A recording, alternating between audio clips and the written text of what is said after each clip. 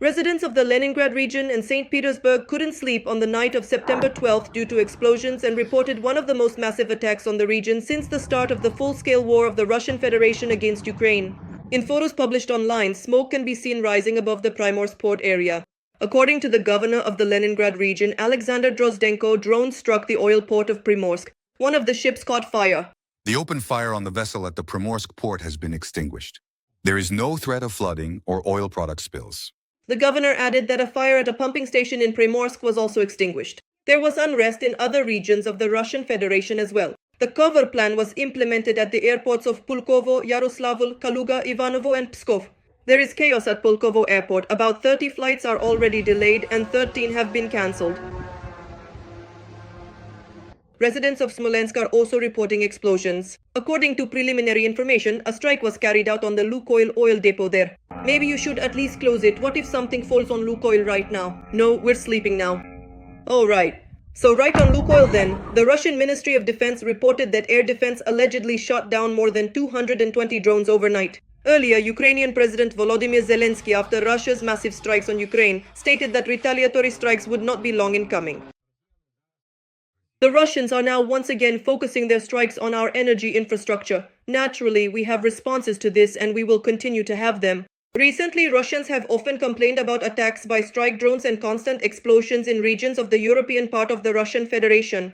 A coalition of European leaders managed to convince US President Donald Trump that Russia is not interested in ending the war, and therefore it is necessary to put pressure on it to force it to come to the negotiating table, writes Politico. Now the parties are negotiating how exactly to do this.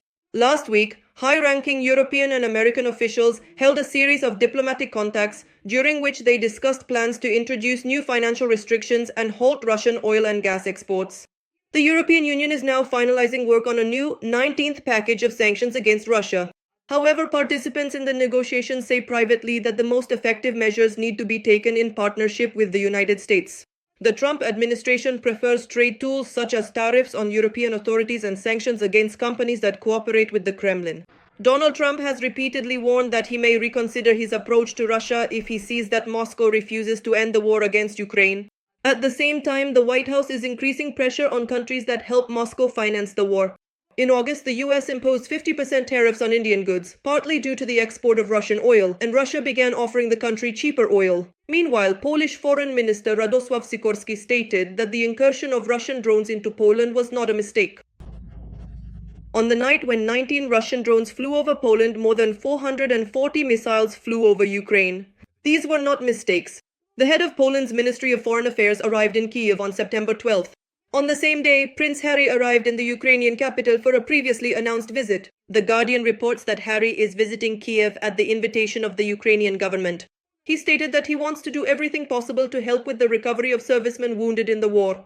A day earlier, the special representative of the US President General Keith Kellogg arrived in Ukraine. In Kiev, he met with the President of Ukraine, Volodymyr Zelensky. As the Ukrainian leader reported, they discussed various avenues of cooperation, how to achieve real peace and guarantee Ukraine's security.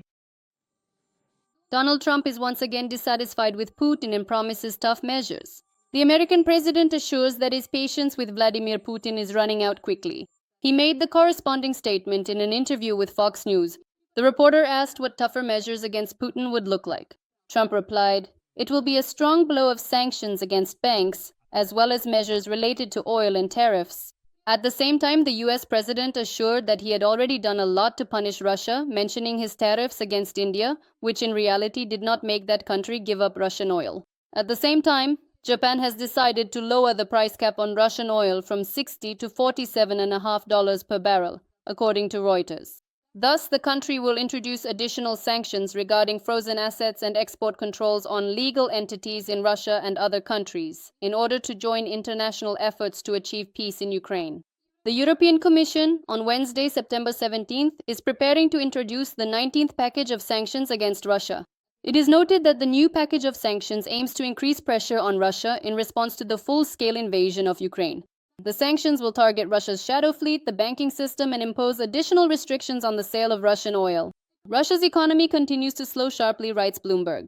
Growth in the first 7 months of 2025 was close to the lower end of the central bank's forecast of 1 to 2%. Economists warn that the results for the entire year may fall below this range.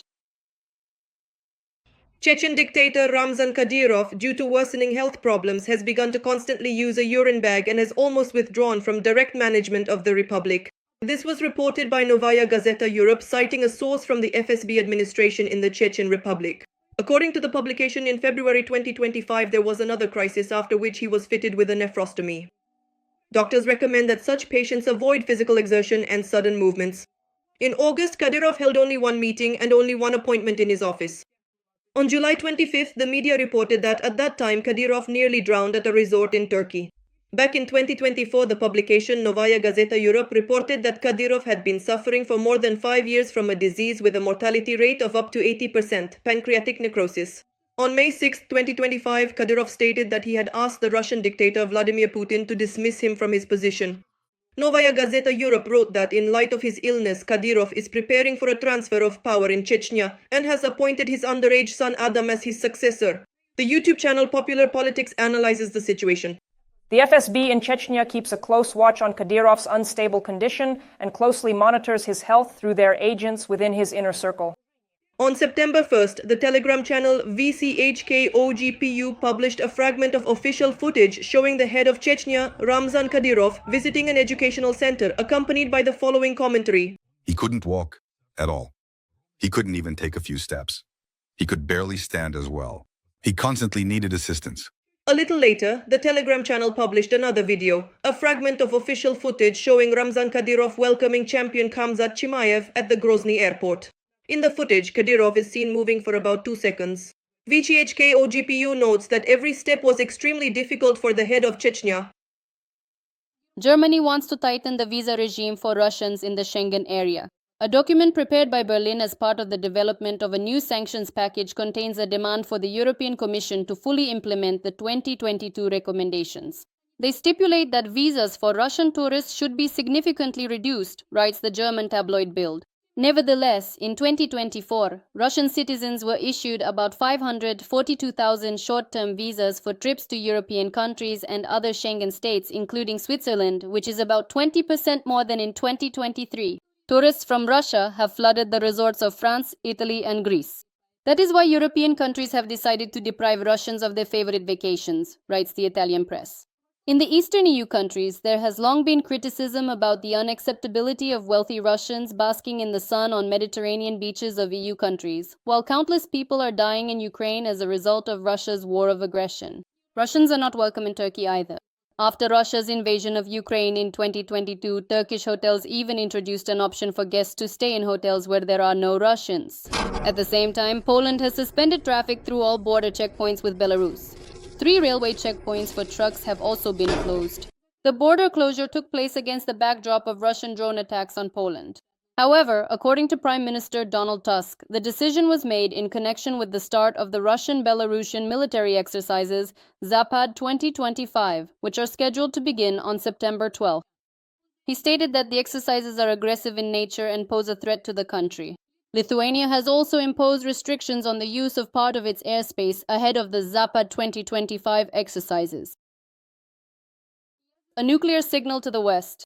Joint Russian-Belarusian military exercises Zapad 2025 have begun in Belarus. According to official reports, participants will practice repelling airstrikes, combating enemy sabotage groups, and the use of nuclear weapons.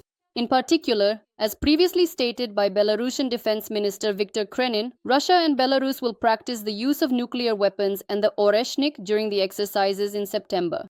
In connection with the exercises, Poland has decided to close its land border with Belarus, according to Radio Svoboda.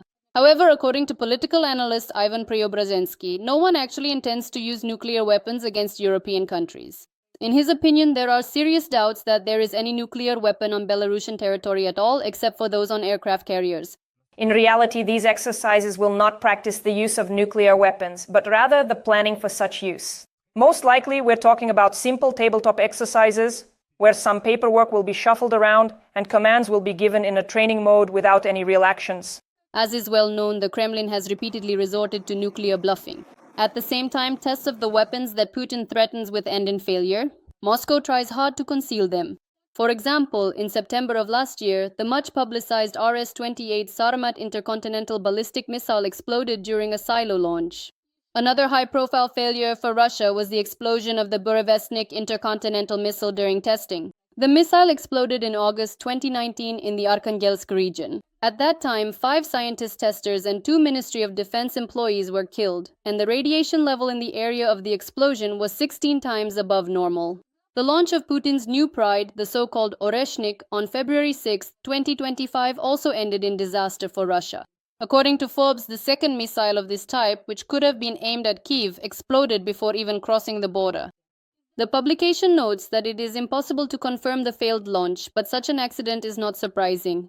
Ukrainian military political scientist Kirill Sazonov claims that the Oreshnik was unable to fly far and exploded in Russia.